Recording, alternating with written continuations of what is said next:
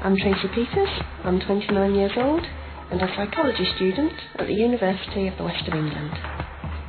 For the next 7 days she'll be wearing glasses that will make her see the world upside down. It's going to be very distorting and debilitating.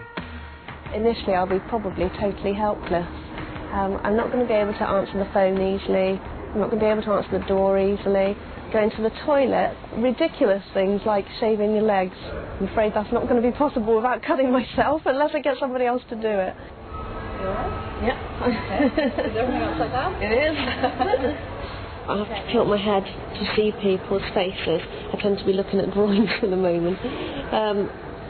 Yeah, it's very bizarre. Wearing upside-down glasses is a classic experiment in psychology. The aim is to try and understand whether the brain can rewire itself to see the upside-down world the right way up.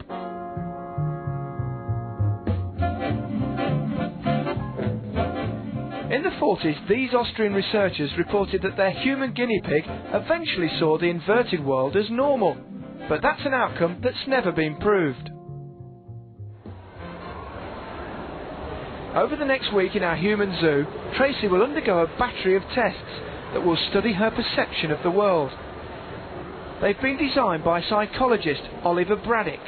Some of our tests will be very much oriented to see how she's linking vision and action, and other tests will be more purely related to visual experience. A team of Tracy's fellow students will be watching her to see if she adapts to her upside-down world. Well, she's certainly going to get used to it in the sense of feeling much more at home and happy moving around and picking things up. Whether she's going to get used to it in the sense of not finding the visual situation strange is the big question we're trying to answer.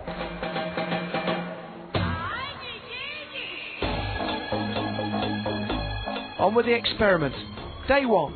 If I hold my head normally, I can see in front of me leaves and symmetrical patterns on the floor. I can see the edge, which is good news, and I can see the bottoms of the lampposts. If I lift my head higher, that's when I then get an idea of distance, because now I can see the houses and the trees up ahead. But I have to keep checking where my feet are in relation to where that is to know what the distance is. The glasses are heavy and make my neck ache. I can take them off, but so I don't cheat, I have to wear a blindfold. Day 2. I can't get the hang of a knife or fork, but water looks fantastic. And this sounds weird, but when I go to touch it, it feels like I'm not going to meet my reflection. Day 3. I'm really, really tired. I slept loads last night. I like to think it's new connections building in my brain. For the first time ever, I momentarily looked at that cup and thought which one's the reflection and which one's the real cup.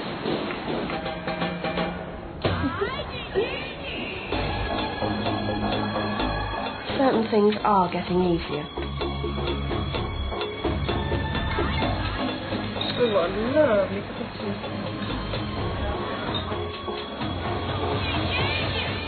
It's the end of day 4.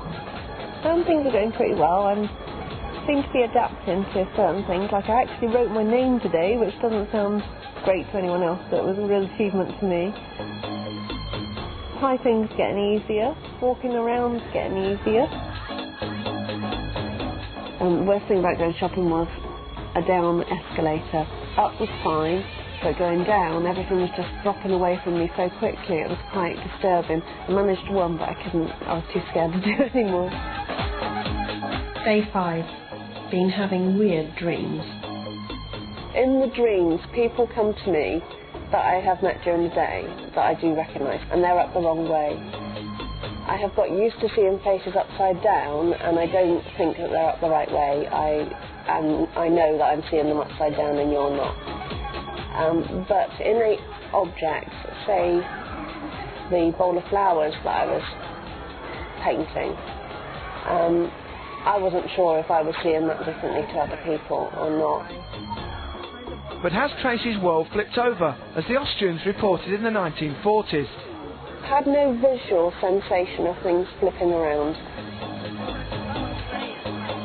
But I wonder whether what he meant was this confusion where your brain is perceiving things are normal, and it doesn't give you this cue that everything's upside down, because there are moments when I think, that's not upside down, is it? Is it upside down? And then I tend to ask somebody how they're seeing it, and I wonder if that's what he meant.